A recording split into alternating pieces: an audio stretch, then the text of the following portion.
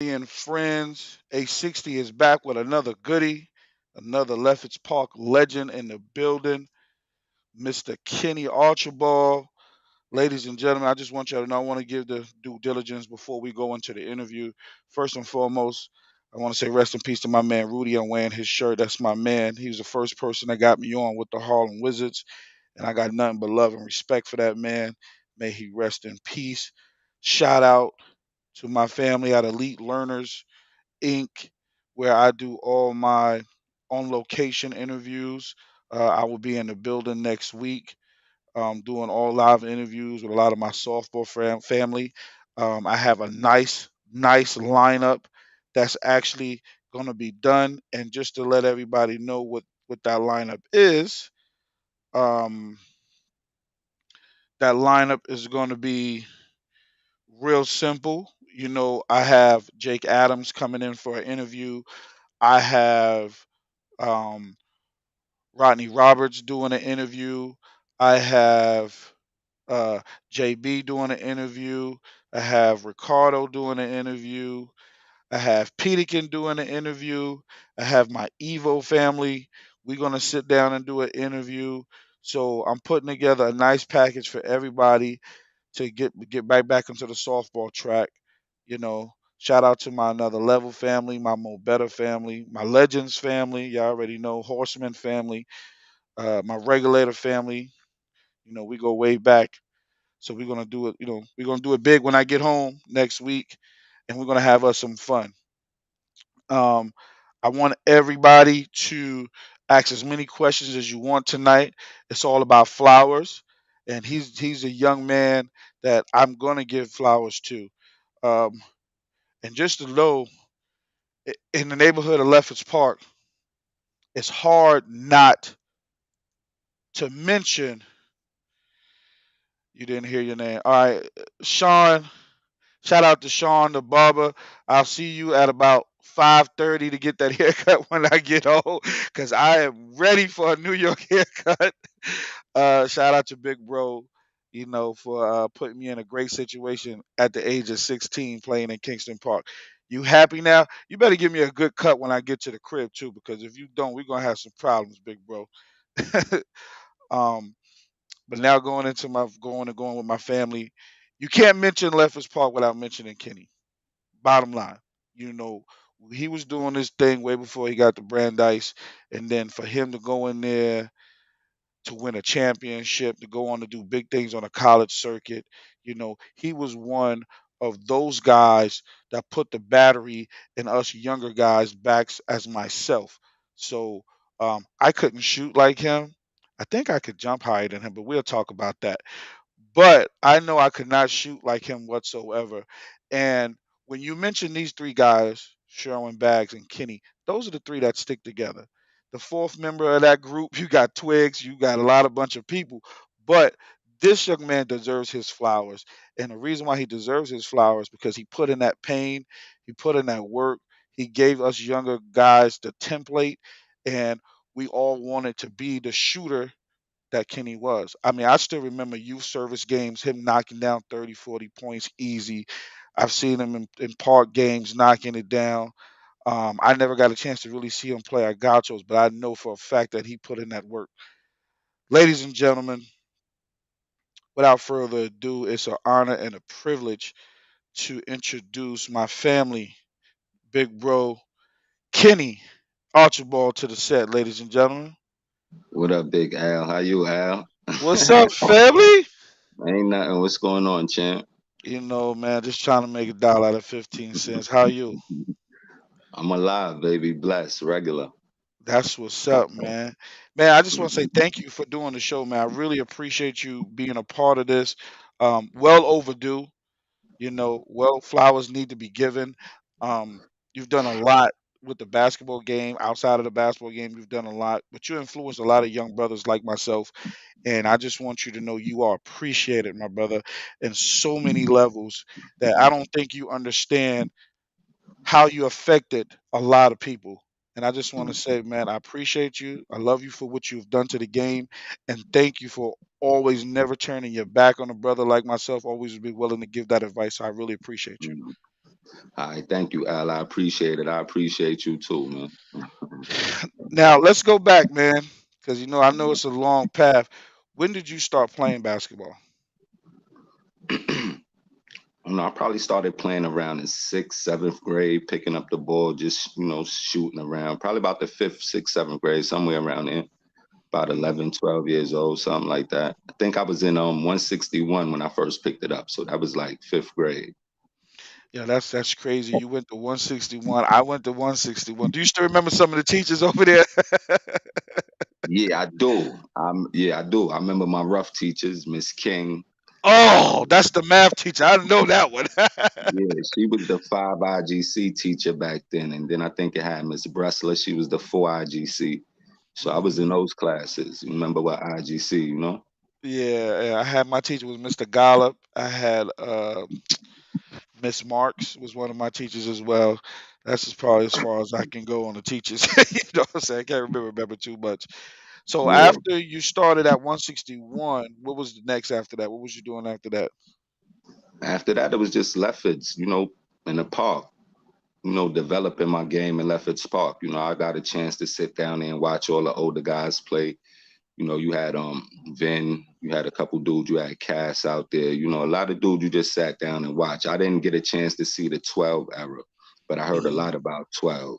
You know what I mean? Hmm. But I sat out there and watched and learned. You had, all the older guys that was older than me. You know what I mean? You had Rick, you had Garvin, you had Headley Moe, you had Alan Brown. You had a bunch of guys out there at that young age, 12, 13, older than you by 3, 4 years that was, talented. And, you just sat there and watched them.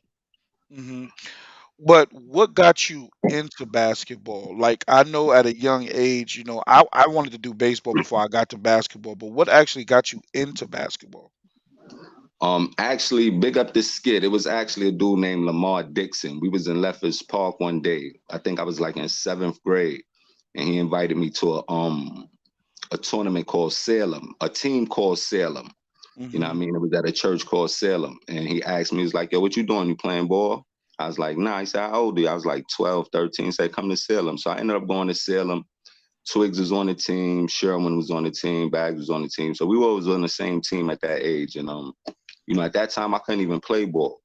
You know what I mean? I Mm. was just on the team to play defense. They just used to have me on the court to chase everybody around, make sure he don't get the ball and play D. You know what I mean? Back then I was only scoring like 3, 4 points a game, something like that. You know what I mean? Found But out impossible.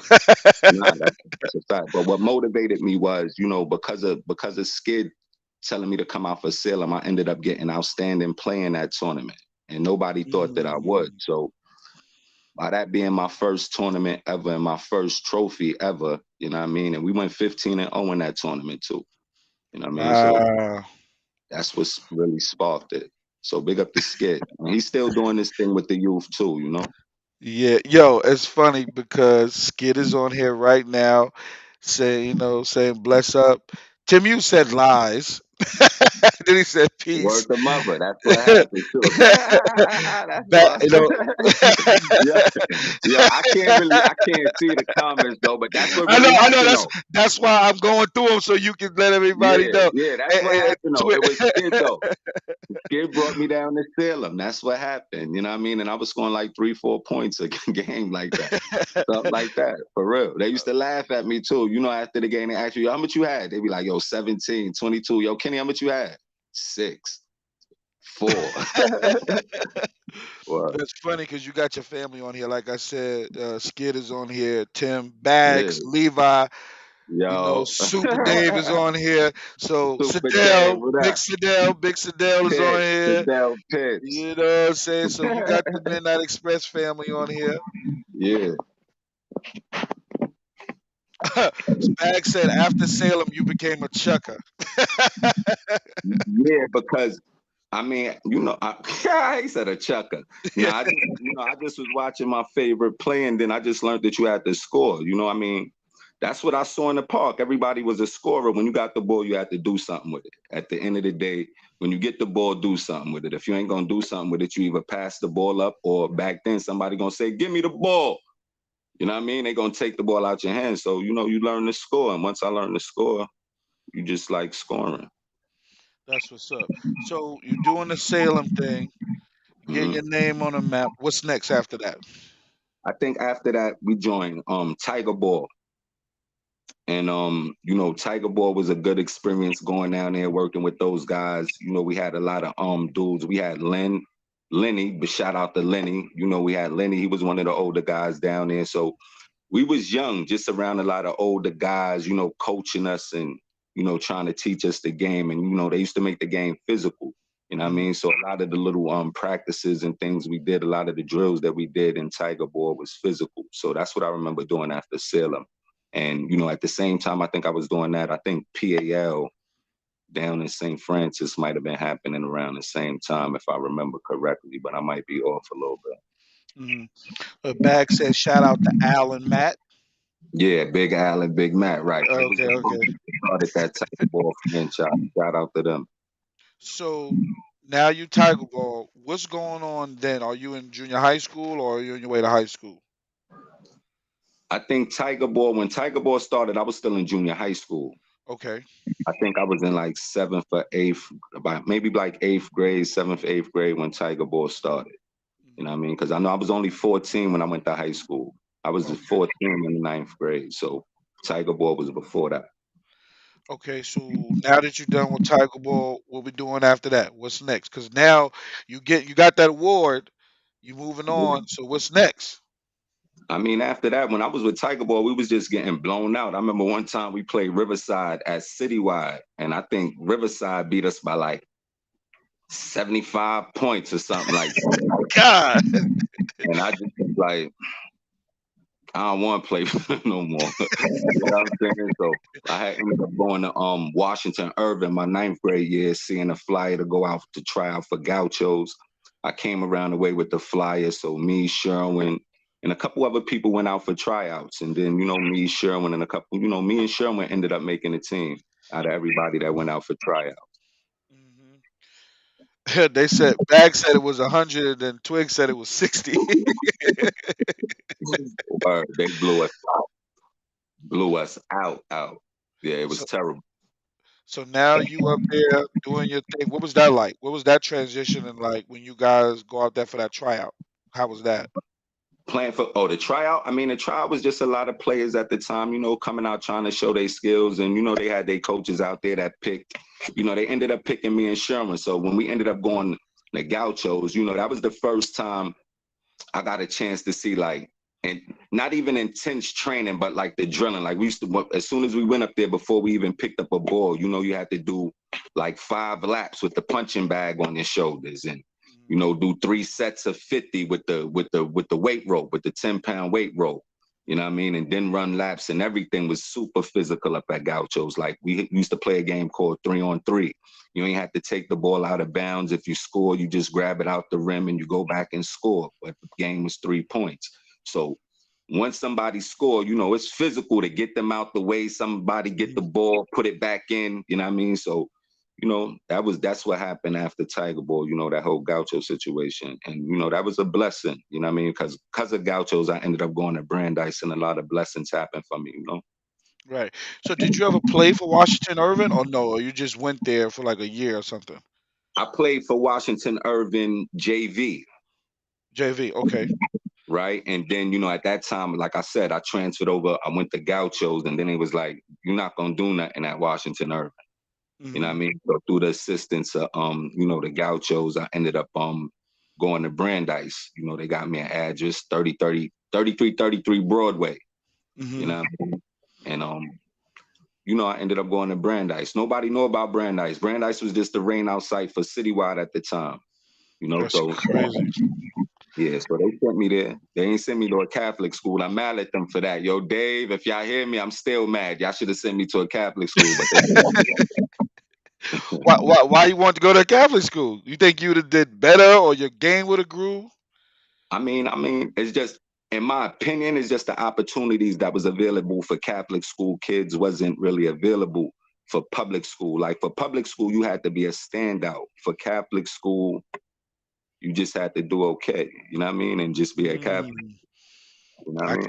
I can see that. I understand what you're talking about on that point. So let's go back a little bit because I know you represented Midnight Express. How did that? How did you get a part of that group? I mean, Big Howie, shout out to Howie, the legend, man, for starting all of this. But Howie, Howie helped mature. Howie and Brian Mariner, but Midnight Express, Howie helped mature my game because he let me go. And that was the difference in, park game. And then when, you take it to the next level, Howie, you could come down and shoot 20 shots. Nobody gonna say nothing. So you could get hot if, either you on or you off. If you hot, everybody gonna clear it out and make sure you stay hot. You know what I mean? So that's what I loved about playing with Howie. He just let you go and let you be free. And he always had a smile on his face. He loved to see us win and get busy. So that's what it Yeah. was. Howie definitely special, man. He helped a lot of us, man. And like It's you fact. said, he let us go. He just said, hey, just do what you're supposed to do. But his Yep. main thing was defense, though, because if you wasn't playing no D, you was not getting on that floor. I'll tell you that much. Yeah. you know. Yeah. Shout out to Howie, man. Howie a good man. Good dude. Shout out to How. So now you Yeah. have Brandeis, sophomore year. What's going on over there? Well, sophomore year was funny because our coach was actually the baseball coach. He ain't know nothing about basketball. So they had an assistant at the time by the name of Lamont Dixon, and he was kind of the coach. And it was a rough season because like Manhattan was kind of tough that year. Like when I first got there, I think that was 89, 90 or 90, 91. And Manhattan Center had a team. They had a dude named Dave Sweet. And I think they won the championship that year too. So we was in that conference with them. And then we had King over there. King was kind of tough too. So it was just a tough conference. And, we kind of stunk it up my sophomore year. And Mhm. then my junior year, we ended up getting a coach, Mo Hicks. Mo Hicks was more a coach. You know what I'm saying? He knew the game. He knew how to motivate you, get on your ass. You know what I'm saying? So by my junior year, we got Mo Hicks. We ain't even make the playoffs that year. And then our senior year, we just, we went all the way. What was the type of players you were playing with? Like who were the players you were playing with, if you can remember, that was on your Um, team? Yeah. at the time, when I first went to Brandeis, me and Al through Lamont Dyson, we sat down together and we had a conversation with Lamont. And Al came as a freshman, I came as a sophomore. And then my junior year, we struggled. We struggled my sophomore year with Al on as a freshman. Then my junior year, we got a point guard. We got Corey Wright. You know what I Mhm. mean? And I think we struggled because they transitioned me from a two guard to a point guard. I never played the point before. So Mhm. when they transitioned me, it was kind of ugly. I ain't know nothing about distributing at the time. You know what I mean? I just wanted to shoot. Mhm. So we got Mo Hicks and then we got Corey Wright. Corey was tough, go hard, all in your face, 100 miles an hour all game long. So, we got Corey and, that made a little difference. He was able to play the one, I was able to move to the two. Right. And then we had Walt French. We had Walt my senior year, Al, Corey, Cheese, Big Frank. Shout out to Big Frank, our big man at 6'2". So, yeah, those were the players I played with at Brandon. We only had 8 players. That's crazy. 8 players. That's crazy. Going through a whole season with 8 players. That's crazy. Bag says you had. He said because you didn't know how to play the point because you didn't pass. Yeah, that's a fact. I wanted to shoot, so I was out of my position. So my numbers would have been, it could have been crazier. Right. Right. Right. Now we into this senior year. Yeah. What was the thought process going into? Did you guys know what you had? You had a chance to win the season before, or did y'all just said, you know what, we're gonna do what we're gonna do? I remember the season before we got bumped out of the playoffs because I did something dumb as the captain. Like we was playing Norman Thomas, and Norman Thomas had a dude named Felix Henry. Felix Henry was averaging about 40 in the city at the time in Manhattan. So we used to blow them out. We used to beat Norman Thomas by like 20, 30. So junior year being dumb, all the little dream thing, we decided to go drinking before the game. Ended up losing the game to get into the playoffs. So I remember Mo Hicks was heated. He was in the office crying, smelled the liquor. He was like, y'all was drinking, crying. Right. So when I saw Mo Hicks cry, I was like, yo, Mo. And it was all just talk at the time, but I was like, yo, we gonna take it next year. And then I remember speaking of Bags in Leopards Park one time. And I was like, yo, Bags, man, yo, we gonna take this next year. We was right in Leopards Park, first rim, first court. facing the school. And Hmm. we was just out there talking about taking it. But it's all a dream. So we didn't know we had to play. Brooklyn was stacked. You had Lincoln, you had Grady. Lincoln had Steph. Grady had Mo Brown, D Flight, Preston. You know what I mean? And Brooklyn was the talk of the town. So when we got in there, I guess it was just everybody meeting each other for the first time. Hmm. So maybe a little underestimation. Right. So it was just a beautiful run. I seen That's it. that's what some Bag said. It was on a Sunday. He said it was on a Sunday that y'all Yeah, had that conversation. yeah, yeah, yeah, yeah, yeah. And then it just ended up happening. You know what I mean? And for us, I think my senior year, the turning point was shout out to Corey. I think it was Corey idea or me and Corey idea, but we had a game in City College. We was playing Walton at the time with Curry Thompson. And we all decided to get black tops, the Reebok black tops, the 3/4 black tops, right? And for that game, we had just talked about it like 3 days before. And then for that game, everybody came to the game with their black tops. And I think that was the turning point. Like we all felt like a team. We was looking good, feeling good, you know what I mean? So Hmm. I think that was the turning point, just confidence. And then we had a real coach. He used to get on the court, play ball. He played against Isaiah. I think he had tried out for Detroit at one time. Hmm. So, he played against Isaiah. So you had somebody with experience showing you your flaws and really teaching you the game. So shout out to Mo for that. So now that we in there, you're in your senior year. What was it like each game?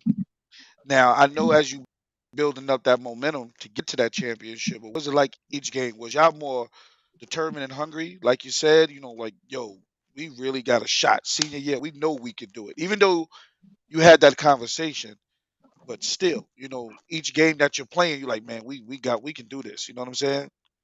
Nah, to be honest, we was just having fun with it. To be honest, wasn't getting into no conversations or nothing about it. Most of the teams we played like that year, we was tied in a three-way tie for first place, right? Between us, Manhattan Center, and King. Right? We Hmm. all had the same record. We all beat each other once except Manhattan Center. Manhattan Center had beat us twice that year. Hmm. Right. So, but we never really talked about it. We just used to have fun with each other, laugh, joke, and, get on the court, practice. And when it was time to suit up, everybody just played their game and it just worked out. So now you in the playoffs. Who did y'all play first round? The first game we ended up playing Hillcrest. Shout out to Doc. Oh, man. Shout out to my boy Doc. We ended up playing Hillcrest. I forgot what college it was at. I don't know if it was City. I don't remember what Hunter College. I think it was. I forgot what college it was at. We ended up playing Doc and them, and we had our new uniforms. They was all tight and short. Doc and them had some pretty uniforms and off and all that. Right. Yeah, we ended up playing them.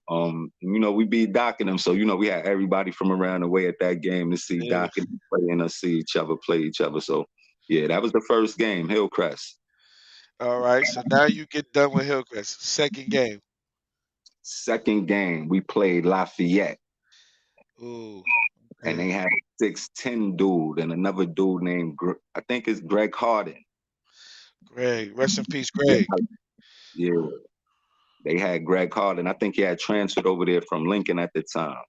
So Mhm. we met up with Lafayette in the second game. Yeah. So you beat Lafayette. Now you get into, I'm sure this is the quarterfinals now, if not the Yeah. semis. Yeah, the semis. Yeah, then we had Grady. Grady was like the toughest challenge because they had vets and players that was like, But they had like Mo Brown over there and them guys. like I Todd said, yeah. Graham. Nah, I don't think they had Ty, but I know they had Mo. I know they had D Flight, D and I know they Flight. had Preston Gordon. And Mo was already signed, I think, going to St. John's. He was just on another level with his game. He had me in foul trouble early with some vet shit. I ain't gonna lie.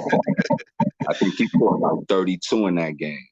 You know what I mean? Ran into Ooh. the crowd and all of that while he was doing it. So, confidence is a mother, but he had it. But that's who we beat Man. in the semis, yeah. All right. Who y'all got in the semis? we beat that. I think that's who we beat in the semis, and then we faced Manhattan Center in the finals. Do you remember who was on that Manhattan team? Um, the Manhattan team, now that history done played out, you know who was on the team, but the man for them at the time was a dude named Sherman Jones, and he was a fellow teammate of mine up at Gauchos at the time. So shout out to Sherman too. Sherman was a real floor general on the court. Mm-hmm. You know what I mean? Basic but smart. Mm-hmm. Yeah. So, so what was that? What was that game like? Like going into that game, what was that game like? Going into that championship game at the Garden, what was that game like? I mean, at the Garden, going into that game, I thought it was going to be a lot of fun, but it ended up being a first for me.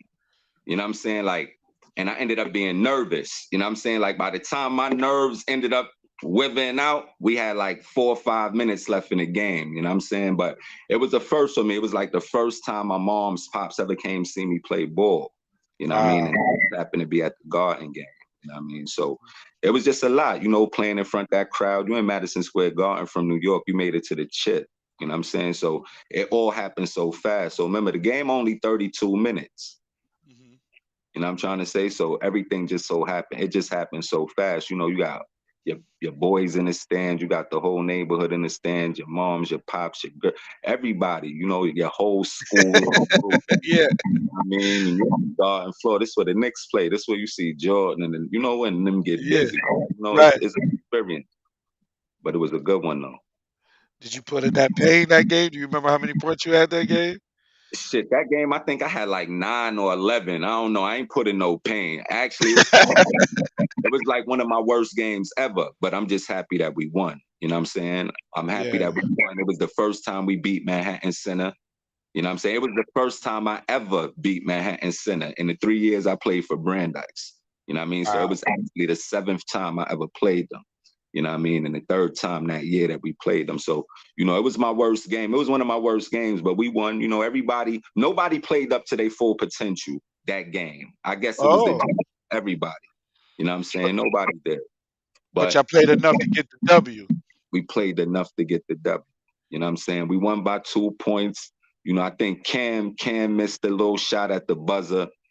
And he had a game. He had a decent game, but he wasn't on the scouting report. It's funny now that I watch that video sometimes of Cam missing that shot, not knowing it was against Brandeis. You know what I'm saying? That he missed that shot to win the game. And I think Mace was on that team too, if I'm not mistaken. Yeah, but if you notice, like at the time, shout out to Mace too, because I know Mace, Yeah. Mace was mine, but Mace was on the bench, you know what I'm saying? And that was the first time we ever saw Cam, you know what I mean? So Uh-huh. when you're not in the scouting report, you might come in and do something fancy. So he came in and he did something fancy. But He did that thank fast. God we got the win. That's all. Word. Yeah, we Who, got who, the who win. who won the MVP for y'all? The That's a MVP question. was the MVP was actually won by Aloysius Burt. Al, rest in peace to Al. However, though, the story behind that, they actually when the game was over, they actually all the reporters and everything came to me and they gave me the MVP. But when they asked Mm. me what I had to say, I was just still so caught up in the moment. They putting a mic in my face. What do you got to say? I was like, nothing. Right. So I guess because I ain't say nothing, they went on to the next thing, which would Mm. have been next year, which was Al. But, rest in peace, Al. He deserved it. You know what I mean? And, he deserved it. You know what I'm trying to Okay. say? Mhm. So that's I, what it was, though. I remember reading a comment on one of the articles, and you said, winning a championship was just like another game. Like, but did you treat a lot of things like that, especially playing ball? It wasn't no up like me getting you getting up to play. It was just you just treated it like another day. I mean, in a way, and in a way not, because I was always trying to get better. Remember, at the time I was playing, you had a lot of talent in the city. You know what I mean? So anybody that know, I might have called myself undeable, but you trying to work up to the names in the city. I think my senior year, Tom Conchelsea had me like 36 ranked as a senior. So my name wasn't even in the conversation, you know what I'm trying to say? So thank God for winning. You know what I mean? Winning make history look a little different. You know what I'm trying to say? So No that's what question. it was. Okay, so we're gonna go take a couple of steps backwards. Uh, When did you? Was I got something else, but then I'm gonna go back. When did you feel like you was really good enough to play on a high level in high school? Because there had to be a moment that where you said, you know what, I'm really good at this. You know, I can really take this to the next level. When did you realize that moment? I mean, I don't think I never really realized that moment. Like in high school, I was still trying to get better. Like in high school, I ain't have no handle. You know what I'm saying? I ain't really have a form to my jump shot. My game was still getting better. Like I ain't think I was ready and able to compete on that level until I got to college. You know what I'm Mhm. saying? After maybe my junior year in college, and then I started playing against bigger, stronger dudes that really played ball that I saw on TV and was competing with them. Then I started feeling a little bit more better. But everything else was just practice in the park. And all of that for me, it was just practice. You could run up and down, shoot as you please, clear it out when you want, ISO, so it's practice. You know what I'm Mhm. saying? When you get in college, you got to go under a system all the time. Your number, you might not be able to shoot 30 times the way you did under Howie at Midnight Express. You know what I'm trying to say? Because you got to get Right, it through a system. You know what right. I mean? The coaches system. So that's all it is. Did you have good work ethic? I think I had good ethic once the season started.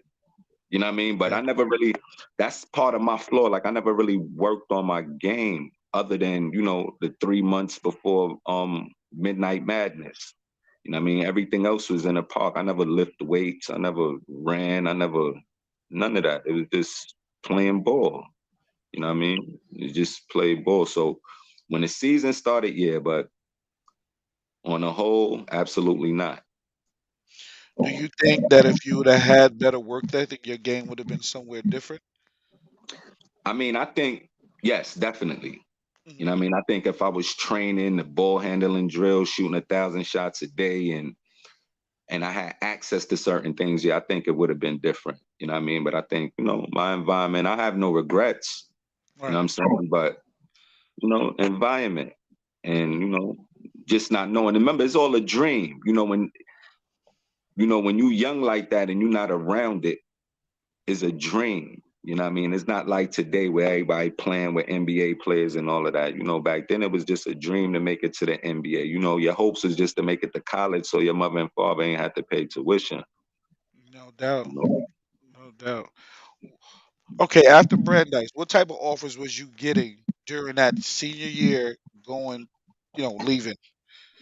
Honestly, I wasn't getting any offers Wow. at the time, right? But you know, because of Sherwin, honestly, Sherwin at that time, he was a junior. He was getting a lot of offers. So, me and Sherwin was tight. I used to be by Sherwin crib a lot. You know what I mean? So with some of the offers he was getting, just strategically, I took some of the vouchers, sent them out, the questionnaires, sent them out. And that's how the University of Cincinnati ended up getting back in touch with me. You know what I Mhm. mean? And that was like my first letter, Cincinnati and then Delaware, Mhm. after that situation. But then, the game in Brandeis and then the SATs kind of changed everything up a little bit. Right. You know what I mean? So I had to go the JUCO route. I ended up going to Eastern Arizona Community College. So what was that like getting there? Eastern Arizona Community College, Yeah. playing ball was fun, but it was a different experience for me. Like just coming from New York, um, I was in a 95% Mormon community for the first Mhm. time in my life in Little Arizona. You know what I mean? In a population of like 10,000. You know what I Wow. mean? So is a little different. Things that's natural here is not Uh-huh. natural there. You know what I mean? Right. Yeah. I got kicked out of Eastern Arizona. I got kicked out because at the time, I think when I was in Eastern Arizona that year, it was like 92, 93. I ended up getting kicked out of school because I wore back the, Onyx was hot. You remember Onyx was hot? They had the song Back the Oh Fuck Up. yeah, yeah. So I wore a t-shirt. Now, wearing that t-shirt in New York is just a Back the Fuck Up t-shirt. Wearing that in Eastern Arizona Community College, that shit is a sin.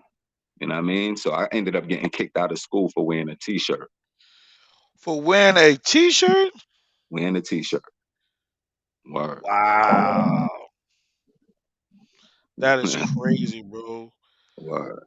What was it like playing though in that setting of junior college? Because I tell people a lot. People feel that you got to go Division 1 to be successful.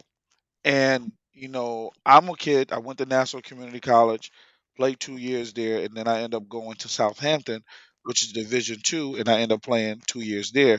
And I did pretty good, but it was good. It was a good learning experience for me to go JUCO to go to the next level. So, what was that like for you? Did you had hopes of going Division 1, or you just said, you know what, I'm just going to go right here and then make a name for myself, then go somewhere else? Now, actually, I guess through the Gauchos is how I ended up going to Eastern Arizona. And actually, by that time, when I was getting off the plane, actually ASU was recruiting me at the time. So, when I got off the plane, they did the whole recruitment thing, brought me out to ASU, did the whole, put me up in a hotel, the whole gym thing, shouting out my name. So the plan was for me to do 2 years at Eastern Arizona, then to transfer to ASU. That was the plan. You know what I'm Okay. saying? But I think at the time Bill Frieda was the coach at ASU, and the assistant was Lenny Archbold, if I'm not mistaken, was the assistant coach. So that was the plan, but it didn't work out like that. So I ended up getting kicked out of Eastern Arizona and then going to Grand Canyon. Okay, so now you're at Grand Canyon. What's going on over there? How was that? Grand Canyon was a great experience, man. I had a great coach at Grand Canyon. You know what I mean? His name was Leighton McCrary. And but we had a team. Like one of the dudes that I played junior college with, his name was Eric Langford. Like at Eastern Arizona, he was rookie of the year. My freshman year when I got there, he ended up being player of the year. So when he transferred, we talked and we was like, yo, it's a good idea. And then there was another brother named Horacio Yamas. He played for, I think they was called Pima College out there in Arizona. Hmm. And he was a 6'10" Mexican, Hmm. right? So we all transferred to Grand Canyon the same year. And, we was all familiar with each other a little bit, playing with each other. So that kind of worked out. We was lethal weapon 3 for a minute. Horatio ended up making it to the NBA for a little bit too. He ended up playing for the Suns in like 98 and 99 for a little bit too. Hmm. Wow. Okay, now let's go back a little bit. I want to go back the year that you won the championship in high school. Yeah, You, Bags, and Sharon won. yeah. What was that like for three dudes in the same hood winning a championship? I mean, for me, it was big. I mean, for basketball, I think it was big because it ain't just we shut down the whole New York state. You know what I'm saying? We A, B, Catholic, and the state. You know what I mean? And we ain't do it by ourselves. Of course, we had help, but for us to all come from the same neighborhood, win the championship the same year, to me, it's always special. I posted it up on the book, so it's special to me. And I knew, in time, history would tell how special at that moment was. You know what I'm saying? Especially for the neighborhood. Mhm. I think it was it was definitely special from the hood when you see brothers that you actually grew up with, like wow, they won championships. You know what I'm saying? I think the media didn't do their due diligence and take it as serious as they should. And what I mean by that is they could have brought all three of you guys in and did a nice article in the neighborhood. You know what I'm saying? Did they even do something like that, or did y'all even get no questions about that? Benny, yeah, I know Twigs got one too. I know Biggs. I know he got I one too. don't think the media knew that we was that close. I'm trying to say I don't really think that they knew. And I think that's more it wasn't really for them to do that. It was for us to do that. I'm trying to say so, nobody knew that we played Tiger Ball at 12 in Salem together. Nobody really the media can't know that unless we let them know that. But by that time, everybody was in their own lane doing their own thing, basking in their own glory. So, that's how I go. Yeah, I got it. I got you. So y'all win that championship. Y'all come back to the neighborhood. Was there ever any conversations throughout the year? You guys, I know you said you and Bags had a conversation, but after that championship? Like, did y'all had that talk? You know what I'm saying? We didn't really have no talk. What I remember talking to Bags is I think Bags got MVP. So I was telling him I was gonna get MVP. So he was just talking shit like, yo, you was gonna get MVP, some shit like that. But other than that, it wasn't no real talk about it. It's just we won and we brought it home and we ain't rap. If we was rapping or something, it would have been bigger. Yeah, that's crazy. Bags said, imagine if all of y'all would have just stayed home and went to Wingate. We wouldn't have won nothing together. Right? We wouldn't have won nothing. We had to do the way we did it. Right? The way It's, we did it. it's only one ball doing three. You know what You I'm know, saying? thank God, we did it the way he did it. He was MVP. Sharon did his thing. I did my thing. We all did because who was gonna get the P? I won it. Sharon Right. won it. So I'm glad we did it how we did it. It was okay.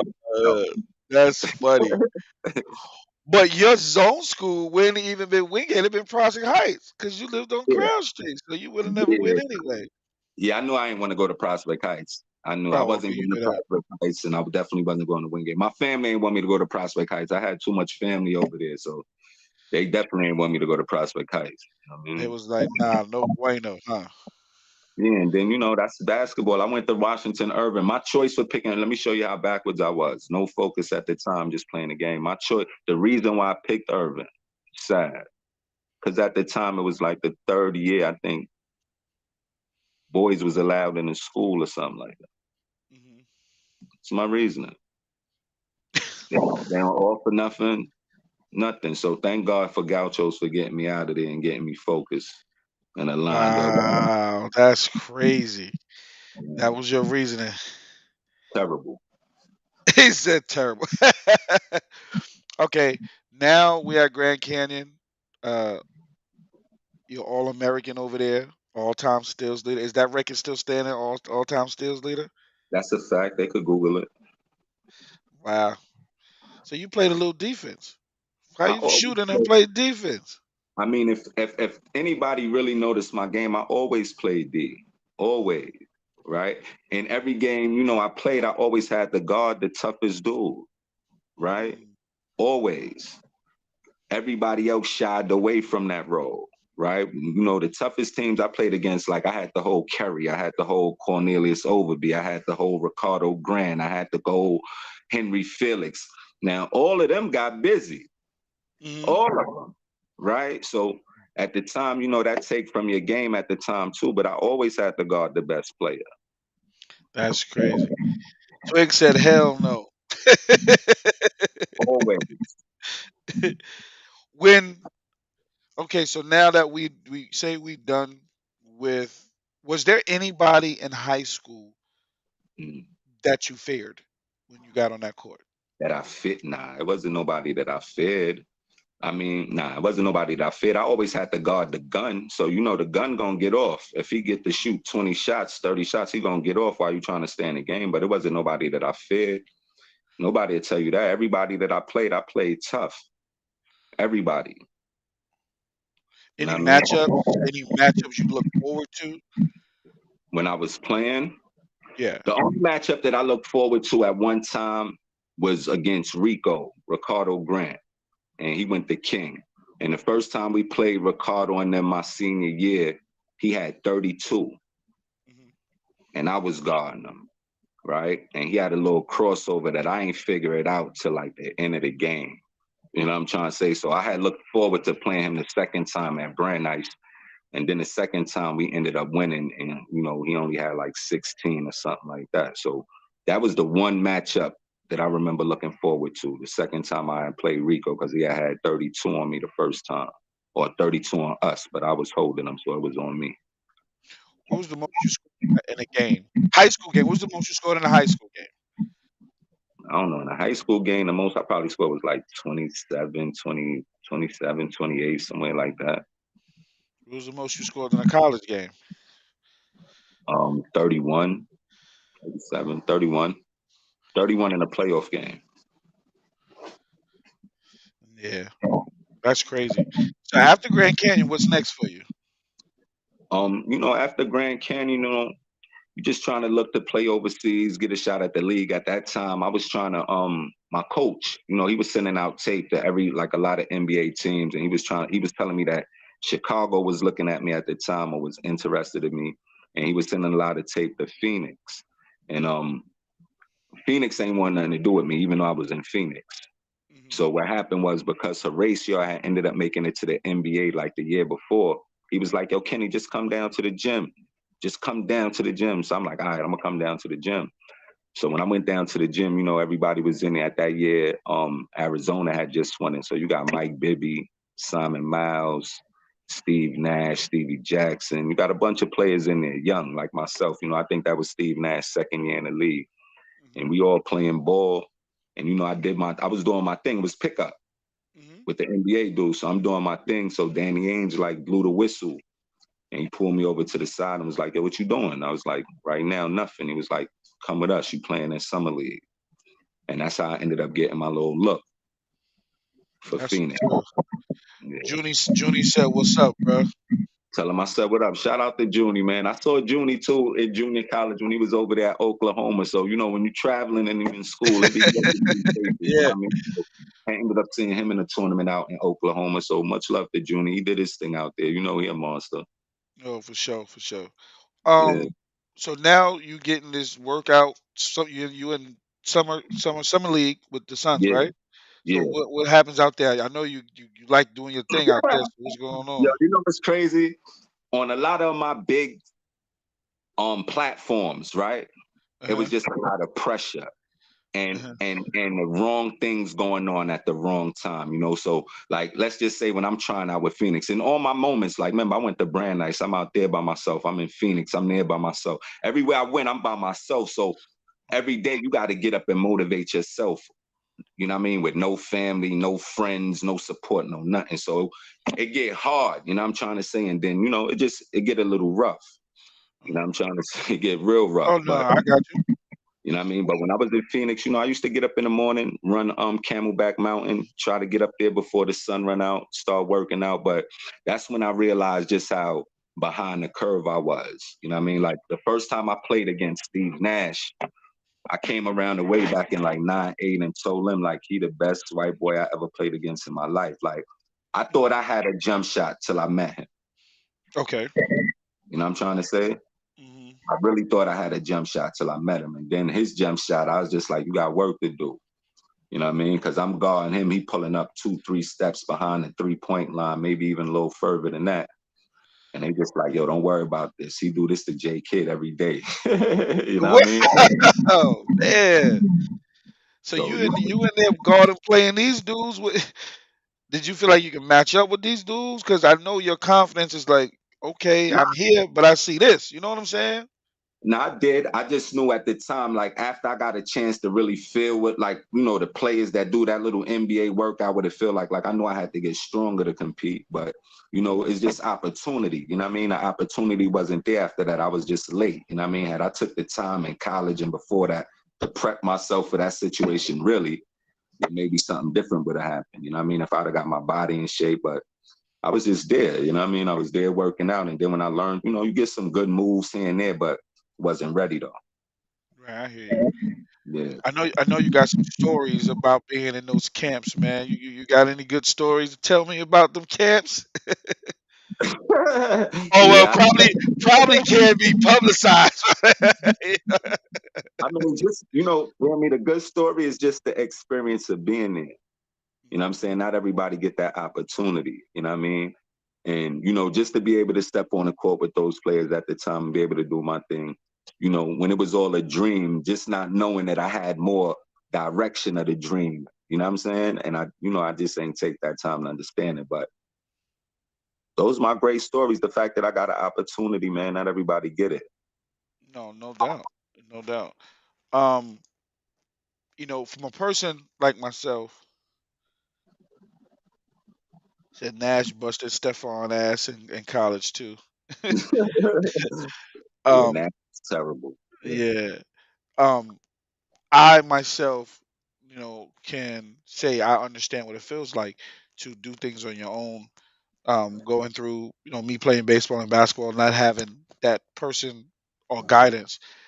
So I'm asking you, how did it make you feel on a day-to-day basis that you didn't have that support system I carrying mean, you? it didn't really make me feel no way because I know, my moms and pops, they was working. I had kids. So my kids was my motivation, to be honest. You know what I'm saying? By the time I was a senior in college, I think I had 3 kids or another third one on the way. You know what I mean? With the same women and all that, but I had 3 kids. So they became my motivation, just wanting to make it. You know what I'm trying to say? So every game, a little tear come down your eye before the national anthem. You just want to get busy to get that shot to try to make it. You know what I mean? So they became my motivation to really try to make it. So a lot of the things that I did and was because of them, to be Right. honest with you. You know what I'm trying to say? They was like, my motivation, those my babies, they gotta eat. So Mhm. it was my motivation and focus.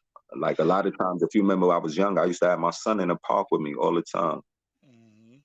I mean, Did Did you ever get any shot overseas after the Suns workout, or no?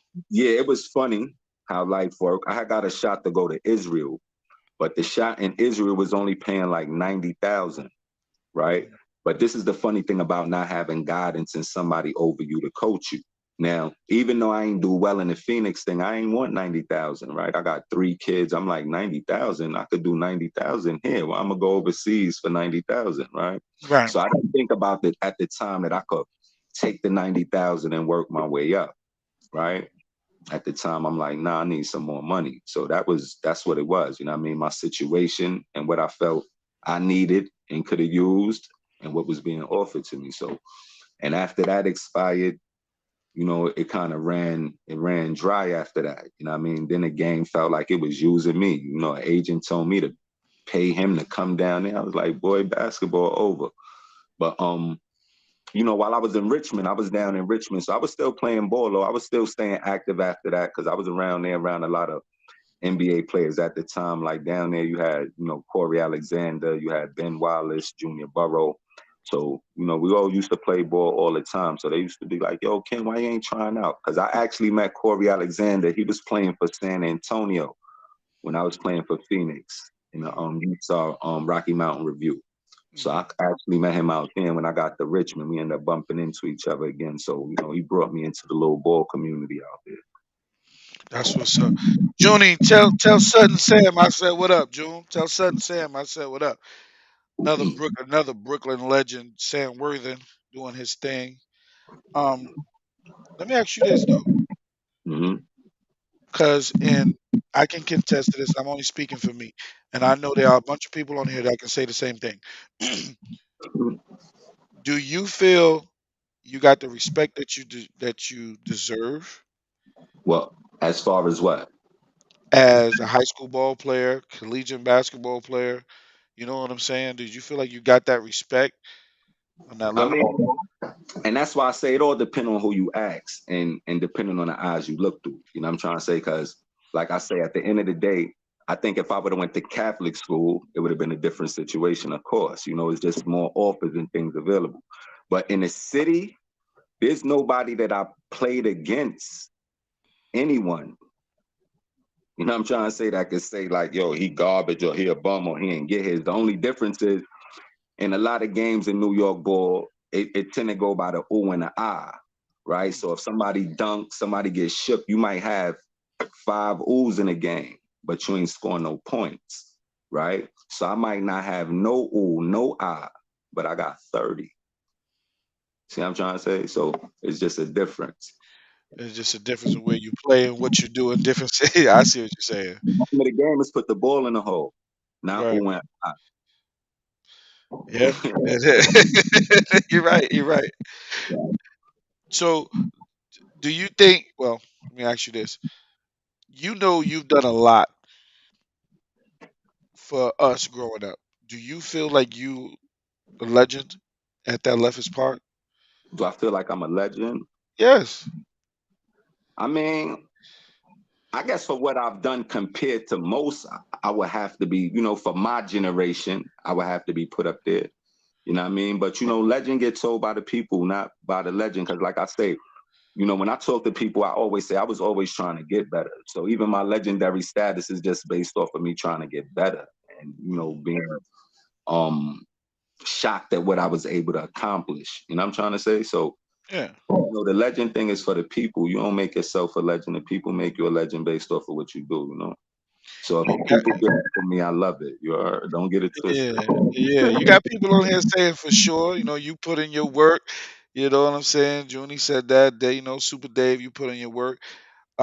Me as a kid growing up, seeing with my first hand, like, damn. You know what I'm saying? So it was different. I just really hated that, when you showed up sometimes and how he used to put us on the bench. Like I that really kind of rubbed me the wrong way, you know what I'm saying? So I just want you to know that, I know you was the guy, but I just hated the fact that you said the Yo, bench. guess what? Don't feel bad. Don't feel don't feel bad. It happened to all of us. At one time, we had to sit down for somebody, baby. You know, Don't you know what I'm We got there though. The good thing is we got saying? there. It fueled Yeah. the fire in me, right? It damn sure did. There it You know go. what I'm It worked saying? out. Everything worked out. Oh my God. Yo, you got people on here, man. You got Desmond on here, Sharon joined, Kevin Word. Simmons joined in here. Shout Yeah, out to the family. You know what I'm yeah. saying? Yeah, shout out to another Brooklynite. I ain't speak to him in a while, but my boy Kibu Stewart, because when I was in college, Kibu kind of long distance, we was kind of like a brother to me too, you know what I'm saying? And I was like a Right. brother to him. He was going to Cal State Bakersfield. So shout out to Stu, man. I ain't speak to him in a minute, so it's love there. So, that's between us, but it's mad love though. Man, that's crazy. Uh Super Dave said, I know you got some Midnight Express stories. Now, I do remember some stories in youth service, but I'm pretty sure you have some other ones. First of I- all, what the was only that like playing? Hold on, let me get this one. What was it like when you, Bags, and Sharon were on the court at the same time in the same tournament? Was there not any arguing with you? Didn't y'all play in youth service together, right? I mean, I can't remember the names of the tournaments, but as far as I remember when we was on the court, it wasn't no real problem. Like everybody knew Sharon was gonna shake somebody. Everybody knew I was gonna shoot. Everybody knew Bags was gonna get the ball when he get it and do what he do. So everybody, when you're young, you just play off each other. You don't care who shoot. You find a way. You get a steal. You get a rebound. You piggyback off each other. So it wasn't Right. never. I never remember it being a problem when we played. Like you get yours, I'm gonna get mine. You know what I'm gonna do. That's why we on the same team. You know what I'm gonna do. Right. Oh my God. Twig said that means I'm not scoring. Who that Twigs? Twigs, yeah. Twigs is funny. Twigs can score. Twigs is one of the people that got me motivated. Like Twigs gave me the nickname throw up artist when I was like 11 or 12, right? He gave me the Yeah. name throw up artist. So Twigs motivated me because the throw up became a jump shot. You know what I mean? Sharon said black hole. Yeah, I mean it worked though. You know what I'm saying? Oh Because man. like I say at the time, like I say at the time, I know my family ain't have no money to send me to college, so I was really looking for a scholarship. I didn't want to go to community college. You know what I mean? And I know I couldn't pass, I couldn't dribble. I had a shot before I knew what a real shot was. You know what I mean? So Mm, I just developed the shot and mm. just kept shooting. Now I know you played in a lot of basketball tournaments. What was the best tournament you played in? I mean, for me, it's always gonna be Wingate. It's gonna be high energy and dunkers. Mm, Because that's where the love and the energy. That's where when you play in front like your home people, everybody rooting for you. Everybody want to see you get busy. So that's the more confidence that build you up for when you go anywhere else. You know what I'm trying to say? So yeah. high energy and dunk is gonna always be my favorite tournament. My man Archie said Kenny molded me for my Midnight Express days. A word, shout out to Archie, man. What's up, Arch? I'm telling you, man, you put the battery in a lot of guys back growing up, Ken. Like, that's one of the things that people don't realize. Um, we realize it because we was there, so we Mhm. know. We can only tell the story for what we see. So that's why I said, giving you your flowers is way overdue. You know what I'm saying? Because you did a lot for us as younger kids. So Shout out to you, bro. Anybody got questions for Kid? Cause I got some more questions. I'm about to dig real deep. So, I just want to know if anybody got questions first before we get in there. Please, Dick. Now, I know everybody waiting for me to start this trouble. So, I asked your brother this question, and I said, who was the better shooter? So, I'm asking you. And he said he beat you in the game, but I guess that's when he got older because you kept beating him. um, who's the better shooter?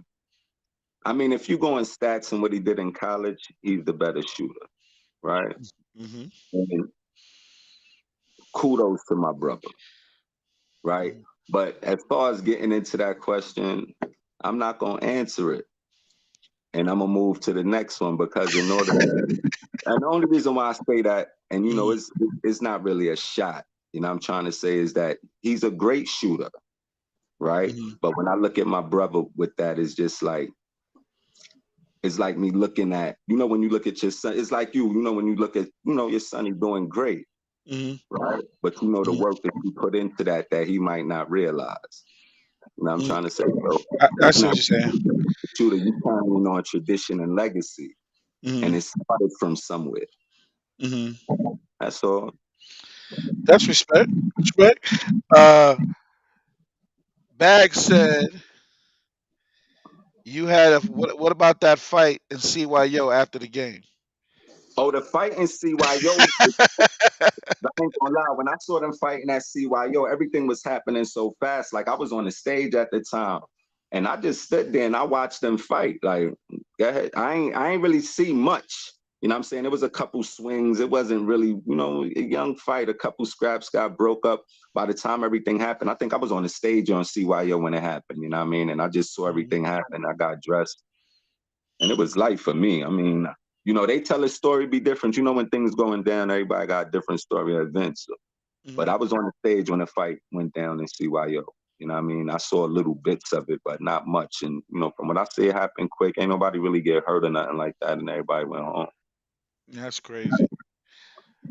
Tree told me to ask you. Now I know this is gonna be funny. Why you But put 50 on him in the life tournament? On his team. On his team in the life tournament. I mean, I was just trying to get better. I was hot that day. When you on, you on. That day, I just happened to be on. I don't know. Every shooter get that day. You see it? When you get that day when you can't miss, those be them special moments you remember. But, it's just trying to get better, man. That's all. Trying to get better. Practicing on my people. That's all. He said practicing on my people. That's crazy. You practicing on everybody, man. Was there any one-on-one matchups between you, Sherwin, Bags, or Twigs, or Skid, or you know, all you guys at the doc? Did you ever play one-on-one sometimes? Like, what was that like? I mean, we played a lot of knockouts and things like that. Like I think for my game, honestly, Sherwin kind of helped me with my jump shot. Cause growing up, Sherwin lefty, he had them quick left hands. Anybody knows Sherwin, he had them quick left hands. So a lot of times growing up, when I was trying to dribble a ball, Sherwin would rip me. You know what I'm Hmm. saying? So I learned like he used to be greedy too. Anytime I get the ball, he want to run out to me and shit, try to rip me. So I learned to shoot the ball before he comes. So wherever I was at, I just pull until I learned how to dribble where he couldn't rip me. You know what I mean? And Hmm. kind of helped me with my jump shot. You know what I'm saying? Because I had to pull. Wherever you get it from, pull. If he run out to you behind the 3-point line, pull. Most times when that. What Twigs? Twigs said there was like 20 dudes trying to fight us. Benny was the ringer. Was it a tournament y'all played in that Benny was the ringer? Yeah, that was the CYO tournament. Shout out to Benny because Oh, we needed him to stay in any game. And we were so happy to see Benny come to the game and get 30 for us, 35 for us, because we needed him. But shout out to Benny. that's funny. Yo, No, shout out to the Wingate crew. Yo, Dave, I need to get your Wingate crew on the show. What up? So now that we done with the overseas stuff, we coming back home. What's next for you after life? Now, I do know because I purchased some stuff from you. You had the apparel. How's that going? I mean, well, the witch thing, I mean, it's still there, and it's, it been railroaded for a little bit or just stagnated or put on pause for a minute. But the Mm-hmm. witch thing still there. As a matter of fact, I'm rocking a t-shirt now. I You see know, that. That's what's up. yeah, we still doing the shoes. I got some more shoes and things that I want to make up, and I'm just using the outlets that I got available until everything's open up. So I'm just getting over some situations, and then as soon as that clear up, I'm right back on board until the day I die. It ain't no stopping. You know what I mean? We in it just until the wheels fall off for real. Whatever we do, we keep doing it until the wheels fall off. And for the witch movement, the wheels ain't fall off yet. They just been paused. You know what I mean? Okay. So we're gonna get right back to it in a minute. Are you still making stuff? Because I need to come home and get a package. I Well, need to come well, home and get some stuff. right now I've just been designing things that I've been putting into my head and putting little things down on paper and Hmm. grafting things that I got.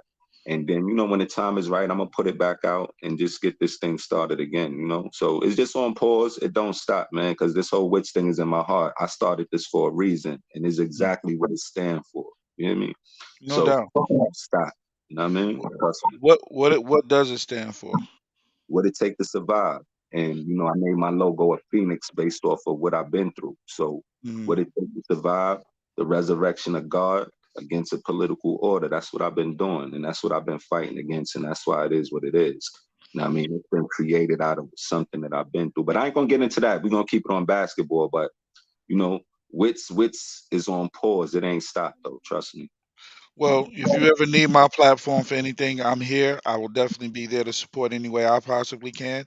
Just so you know, I'll get it out there as best way I possibly can to make sure you get what you need, brother. Love, Al. You already know. That's You my already know. So now let's talk about these basketball, more basketball. Gachos. Who was up there with you in Gachos when you was playing up there? Because I know Gachos to have a lot of talent, man. How did you weather the storm with all that talent that was up there? I mean, actually, when I went to Gauchos at the time, even though we made the team, I made the B team, and Sherwin made the A. So that's why you'll see Sherwin with a lot of pictures with the A guys. Like it was Hmm. a lot. It was super talented up there. Like at the time, you had Damon Santiago, you had Jerry McCullough, you had Felipe.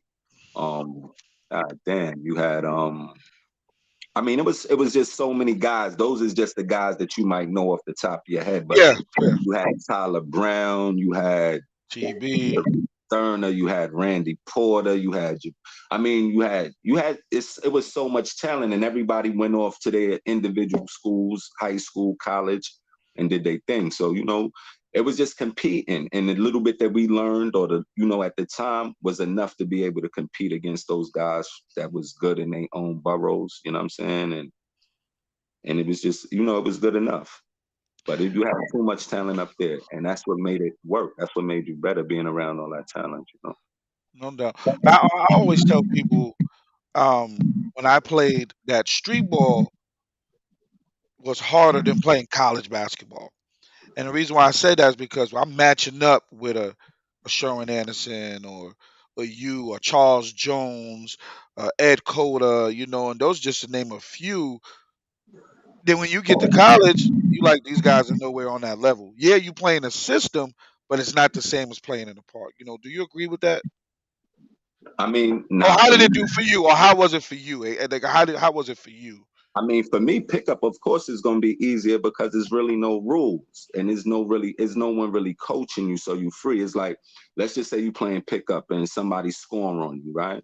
2 times in a row. Now, when you in the park, your boy's like, yo, go back at him, right? Mm. Go back at him, right? And they want to see you kill him. Now, you do that 2, 3 times, your coach might sit you down. You know what I'm trying to say? Because now you're making the game personal, the person in your head. You know how it be. Yeah, I You know what know. I mean? So for me, park ball was way easier. You know what I'm saying? Because you don't have someone trying to coach you, drawing the plays, mad. You know what I'm saying? You ain't got nobody mad that you ain't run the play. You could come down. Like when I played for Howie, I could literally come down and shoot damn near from half 6, 7 times in a row, and nobody gonna say nothing. You know what I'm saying? You go in somebody program, you might do that. You miss two, they like, yo, what you doing? Go a little closer, but not knowing that that's your range. You know what I'm trying to say? Like that's your game. You know what I mean? So it's just a different era. Back then it was get the ball to the big man, kick it out for the three, create when you can, all of that garbage. Now it's point guards and shooters game. You know what I mean? Yeah. And that's what I mean. That's what I was saying was like I played street ball. It was good, but the competition was harder. College, the competition wasn't as hard. That is what I'm saying. Like I don't think I played. I mean, yeah, there was some guards I played against, but nothing on the level of street ballers. That's what I'm saying. You know what I'm I saying? just So that's why I was saying that's why I was like, yo, this I'm matching up against this dude. Nah, this dude is trash. talent wise, definitely street ball. You know what I'm saying? Yeah, Talent wise, I yeah. would agree with you, but that's the whole thing, right? Like talent wise, you're gonna give it to street ball, but when you put some guys like in an organized set, like I seen five talented guys jump handle get beat by dudes that do a UCLA cut. You know what I'm saying? That they just Mm, slowed the game down where you can't do that. You know what I'm trying to say? So it's just learning the game. When the game, it's just learning the game, man. To me, that when you getting yours out of a set and learning how to get yours out of a system is way harder than just coming down and being able to freelance. right, right. Did you ever play in Rucker Park, West Fourth, any of those tournaments? I ain't playing West Fourth. I played in Rucker one game. One game or two games. I think I played for Tommy Hilfiger. It was me and Corey one year, me, Corey, Sham God, and we played up there. And that's the year. It's funny though. I only played one game in Rucker. And that Hmm. was the game against Sham and them. Me, Sham, and Corey, we played against Charles Jones, Lamont Jones, and them up at the bathhouse. It was a rain outside. But I only Hmm. played one game up there. I was Did you doing like other that environment? things. Huh? Did you like that environment playing up there? Well, you played the rain site where you didn't actually play. Yeah, I mean, I like the environment. It's just at the time, I was from, Brooklyn. I was doing other things, so I wasn't just playing. Like by the time all of that was going on, I wasn't just playing basketball no more. You know what I mean? I was trying to, Yeah, yeah, yeah, yeah, yeah. I'm saying, bouncing between two. So, and I wasn't even really in New York at those times. There, you know what I'm saying? I went Hmm. from basically Phoenix to Richmond. You know what I'm saying? So I Hmm. wasn't in New York during that whole era of my peers doing the Rucker thing. Hmm. Because I wasn't here. It was different. No doubt. Any questions for my man? He's going. He's hot. He's trending. He's trending. You're trending heavy, man. You got YouTube going heavy. You got Facebook going heavy. You got your boy Levi in the building. He just tapped in. It's You all know, good. It's funny too. It's funny thinking about this NBA thing, right? And playing mhm. ball. Because when Do I was still, Harvey. I remember when I was still trying to play ball a little bit too, and trying to get back into it. Like I go down to Georgia and playing at Peachtree. At that time, Dez and shit used to take me down to the Peachtree, and I used to play against all of them NBA dudes down there, Nick Anderson, Damon Stoudemire, Tyrone Hill. And it was funny that in playing with them, Jermaine O'Neal and Tyrone Hill, actually, both of them gave me their agents trying to get me back in. And that was like in 2002, right after Philly lost to LA.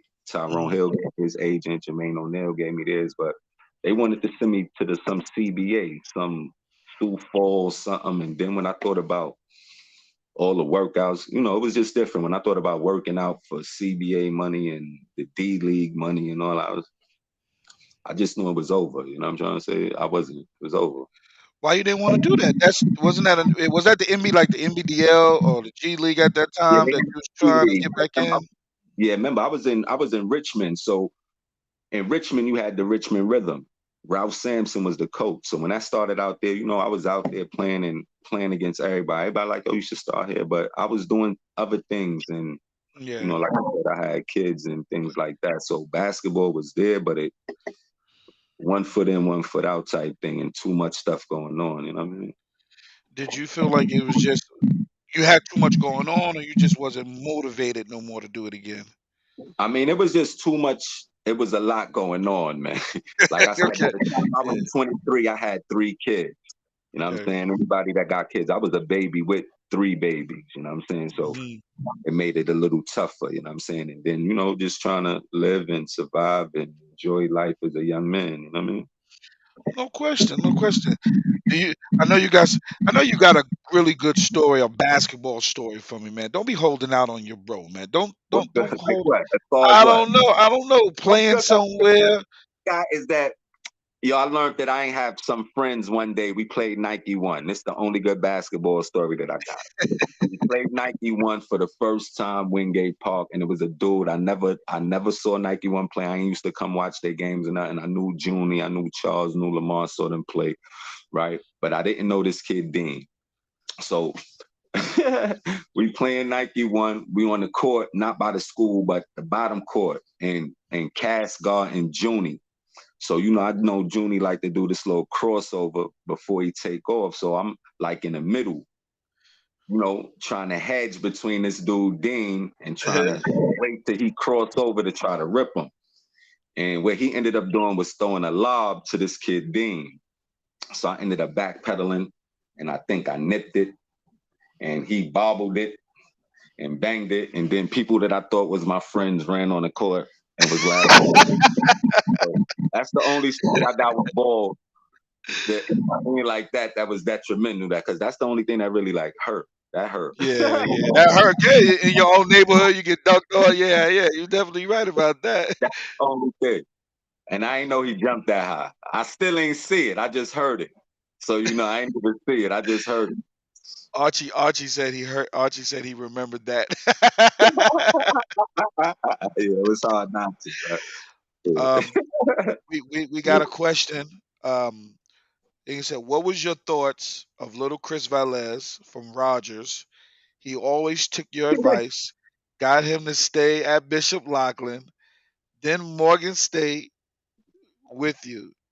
He said, there's no Chris Velez without you." A word.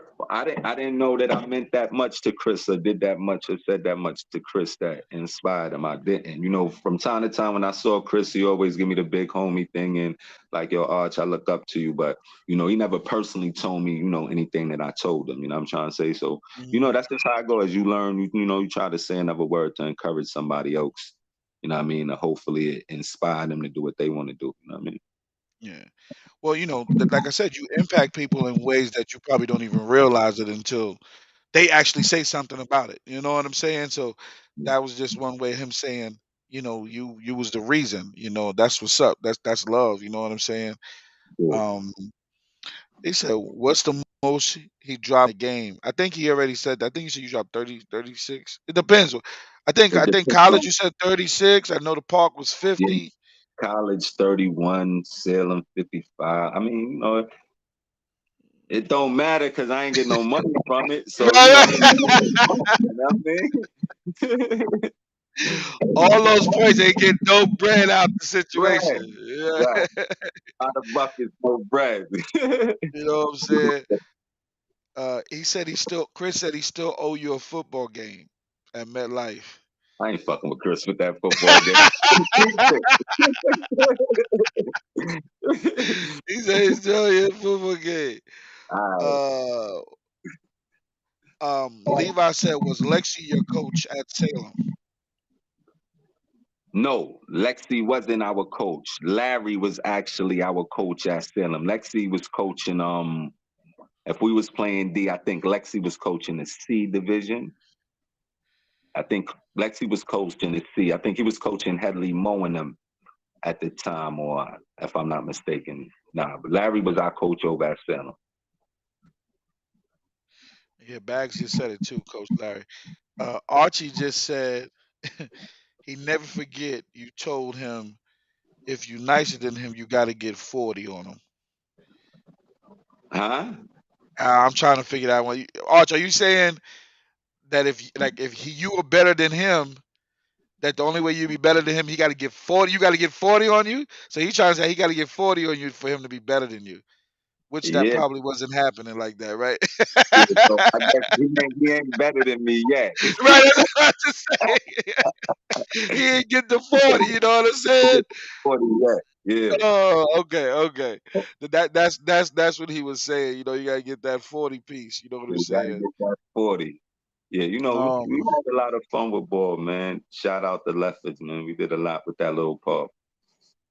what did basketball mean for you at that time when you was growing, when you started, that junior high school phase? What did it mean for you at that time?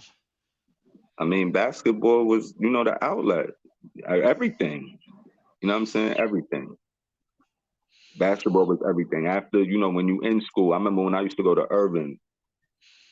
I'm older now, so I could say it. My mother can't beat me no more. But we used to cut class to play ball in the gym in the basement at Irvin, like fourth, fifth period, sixth period, cut class, go play ball in the gym. Right? Sixth, seventh, eighth period, we up on the roof playing gym, playing ball. Right? Everybody from every hood, Brownsville, East New York, everybody that went to Irvin, everybody was in there just playing ball. When I went to Brandeis, it was the same thing.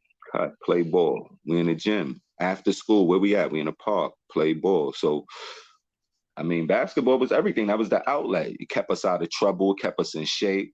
You know what I'm saying? So it was everything.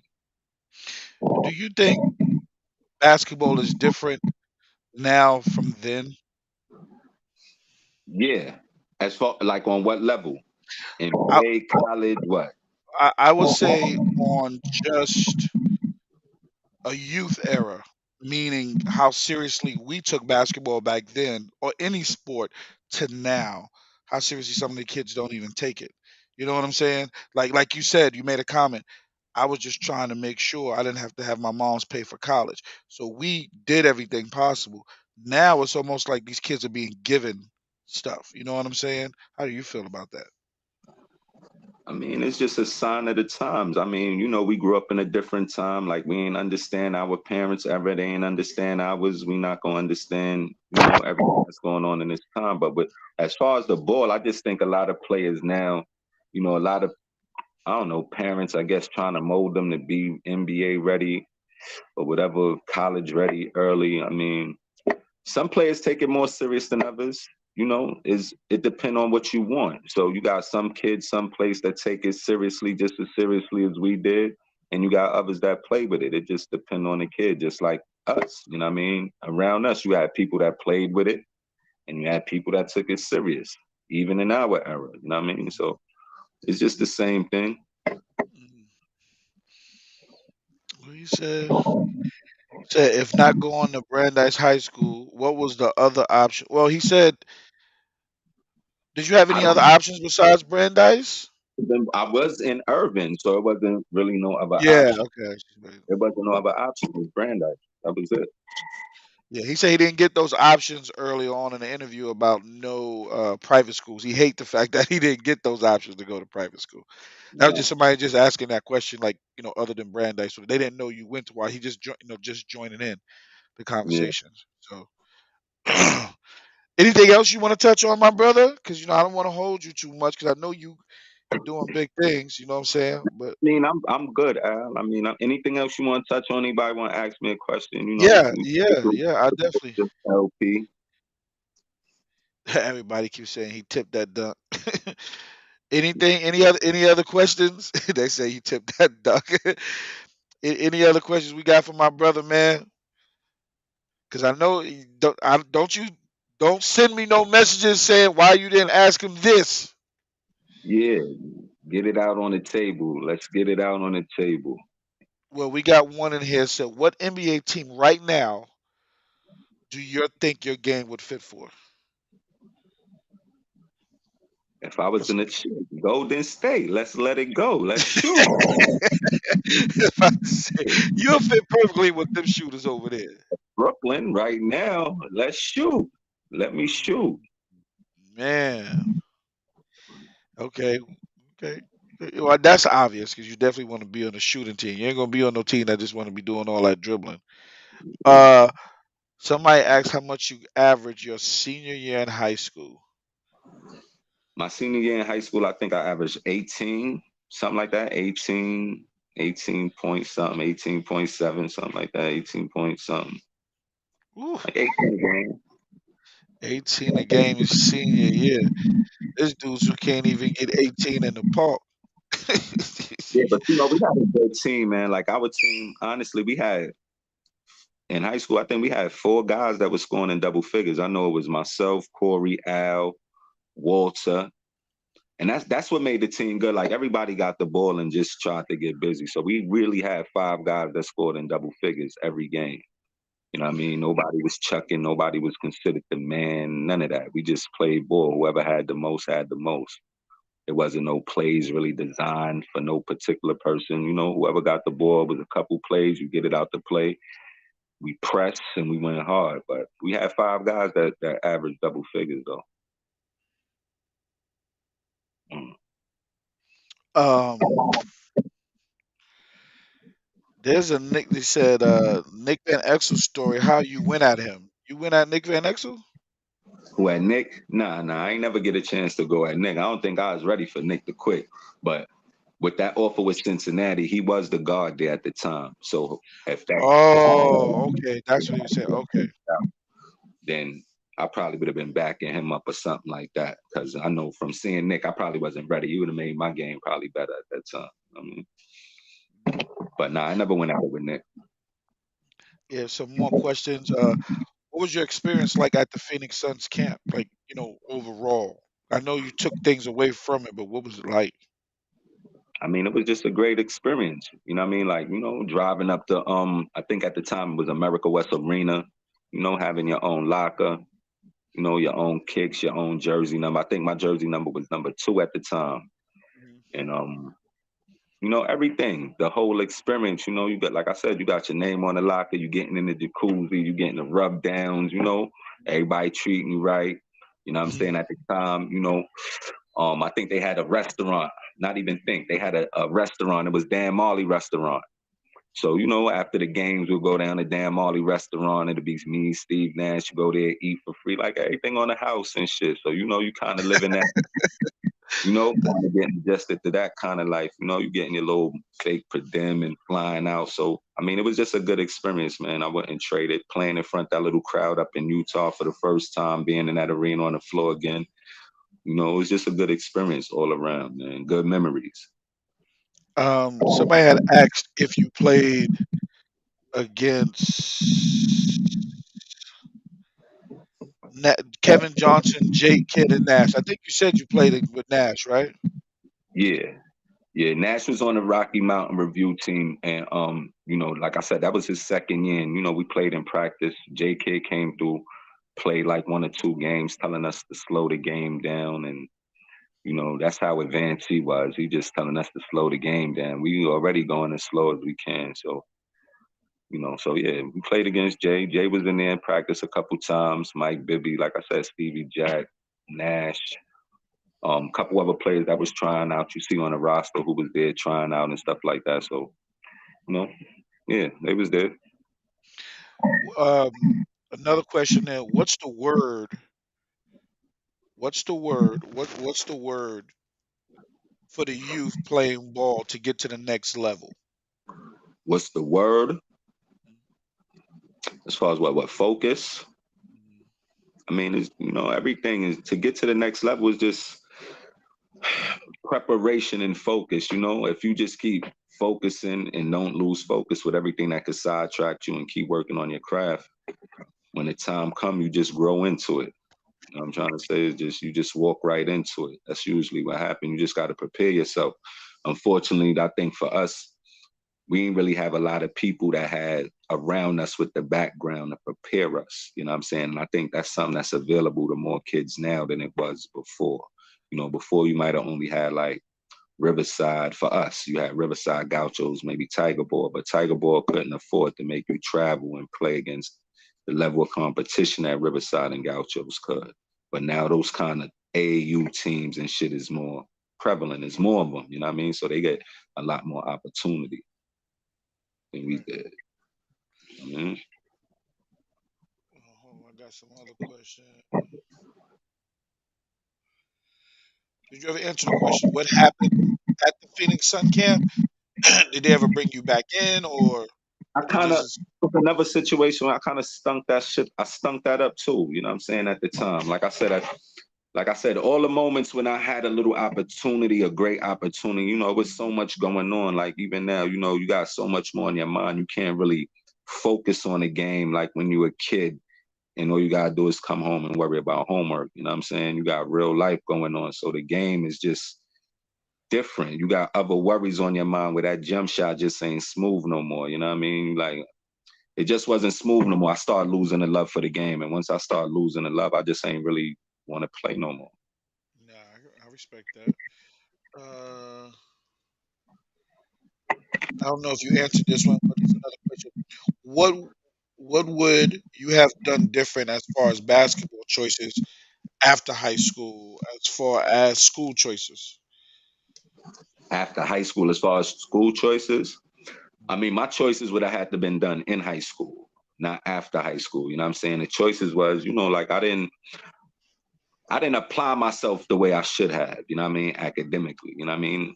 Passing the SAT and little things like that. So my choices would have been more applying myself, getting myself academically ready and physically ready for the next level. That's something I ain't do. We was out partying and doing other things while trying to play basketball at the same time. You know what I mean? So it's kind of like you got to kind of sacrifice one for the other, but you don't know it at the time. You know what I mean? Right. You just living. Hold on one second. Hey, everybody that's on here, this is the public service announcement. I'm putting this in. Go and share or like Facebook on my page, please, in this interview. My God. Second, go and subscribe to my YouTube channel, Chopping It Up with A60. It's enough of you guys on here. Yeah, I better go in there. I better see a lot of people doing big things. So go and subscribe to my YouTube channel, Chopping It Up with A60. Share and like this interview. Please. I appreciate that. Son got at him in ATL. Who got at you in ATL? Would you coach a high school right now? Would I coach a high school? Yes. Um, I think I'll be an assistant coach right now. I don't think I'm ready to coach just because I don't think I got enough plays and stuff drawn up, enough workouts ready for them. But I would assist until I'm able to coach because I'm not ready to coach. You know what I mean? I could motivate, but I don't think I'm ready to coach them. As far as play wise, getting them out there and motivating them and putting them on the court, definitely. Drawing up the plays and giving them all the work ethic, I don't have that yet. I need help. So if I had an assistant and they make me the head, yeah, I could Yeah, do right, right. that. Benny Definitely. Benny said it didn't look like you lost the love in the Legends game. Oh no, I did that for the culture, baby. That was I was winded though. You know that. Now I was, but the Jimmy still there. I think I was 2 for 2 on the Jimmy though, so that's still in. I don't really pick up a ball. I don't think I really touched the ball in like shit, like 8 years. So if I could go 2 for 2, little workout, I might go 6 for 6, 7 for 7, or something like that. I don't know. We're approaching 50. We might have to get it out there too, just to see. I still got a little energy left. Well, I know we're gonna do it next year because I didn't make that game, but I was in town and I didn't make the game because I didn't know about there was going to be a game. Yeah. I was there for a wedding, but I tell you this, I will be there next year. I promise you that. So Yeah, we're and this gonna was make just it. the We're gonna make first it an year. annual thing, though. We're gonna make it an annual thing, and I want to do it. I want to do it at Lefferts Park. It's only And it's right gonna that be we. better now. They could bring out the old Nike one now. They ain't dunking like that no more. Now they got something to do the same shot. Now they got to bank it. It's a whole nother game now. I'll make sure we get the old Nike One team to come on out there and get that game revisited. You know what I'm saying? Yeah, Yeah, what they say? How was it for you to go a Brooklyn guy going to a Uptown high school and AAU? Like, what was that like? Because you're traveling uptown every day. You're getting on a train and then you're coming back. What was that like for you? beautiful.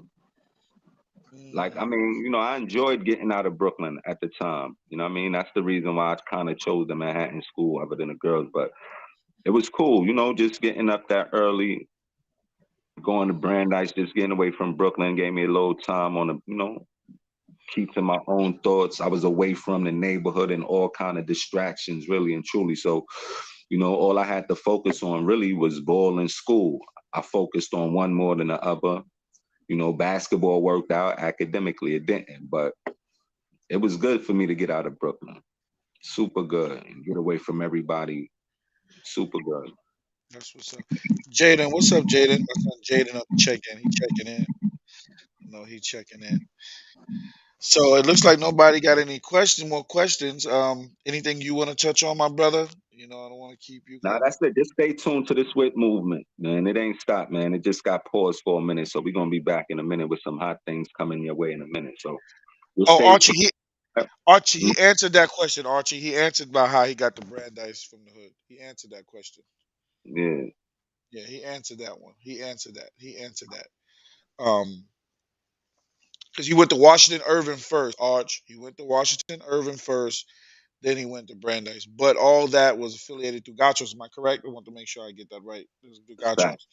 So he all went through Gachos to that's how he got through Brandeis. So everybody that came in late, hey, go back and check it out on YouTube. Go back and check it out on my Facebook page. I know some of y'all guys tapped in late.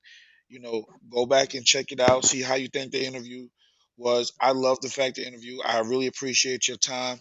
You know, we definitely gonna support anything that you got going on. My platform is your platform, my brother. We Midnight Express for life. We brothers for life.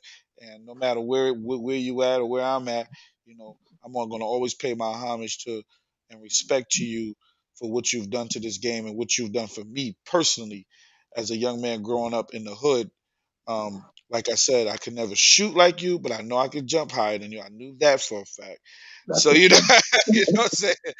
But the fact that learning that mentality, that killer mentality that you always had, that was something that I was always blessed to be a part of.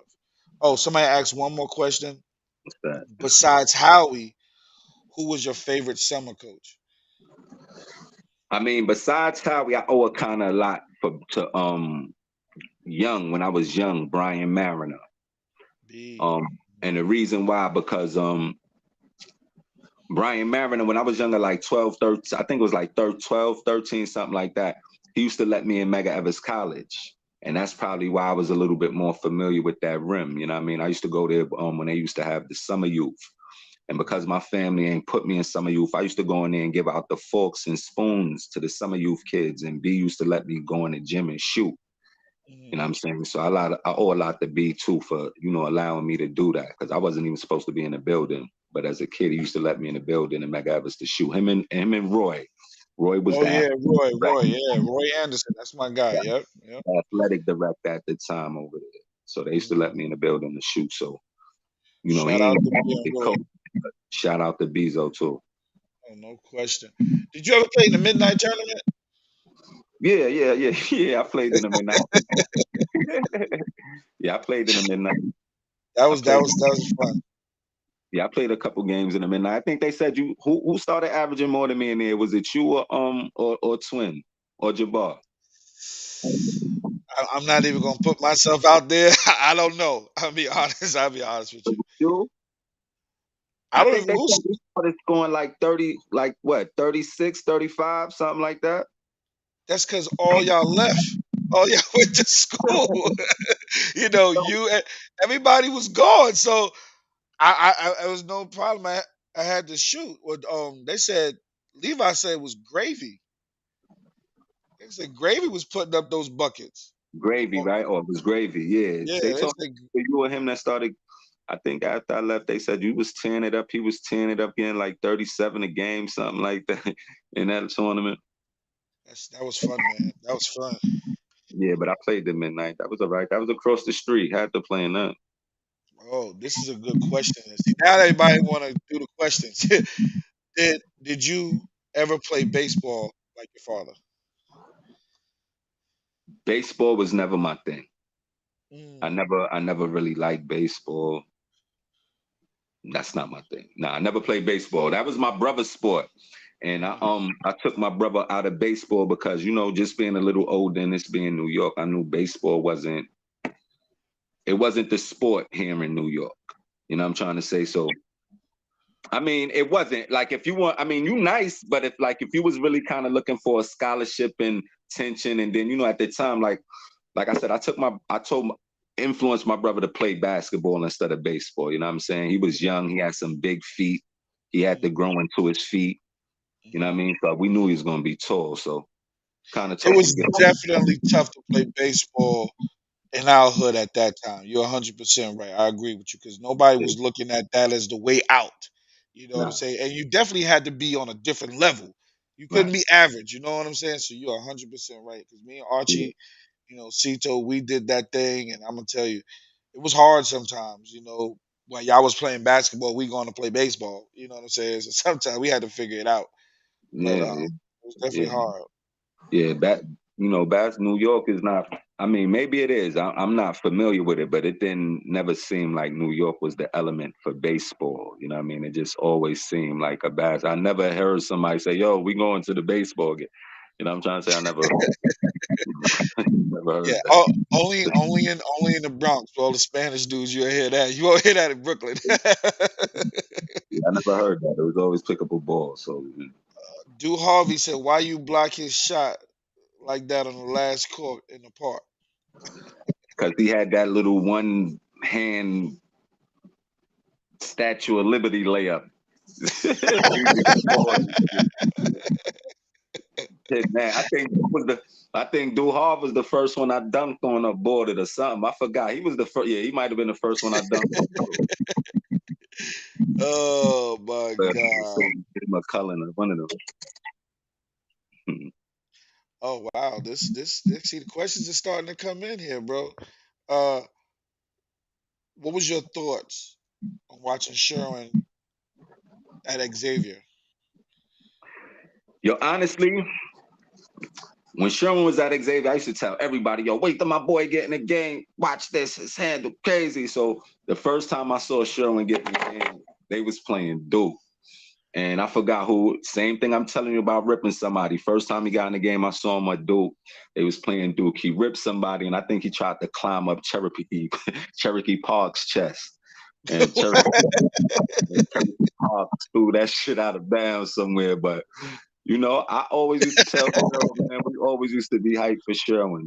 We always like he was from around the way, and his shit, like out of everybody that I know that dribble, is only like one person that I really seen that I would say handle compared to him, and I ain't really see Sherwin dribble in years. You know what I'm saying? And just for how they control it, once he learned it, it's only like Kyrie, the way, Sherwin was different. You know what I'm saying? That handle that he had was definitely different.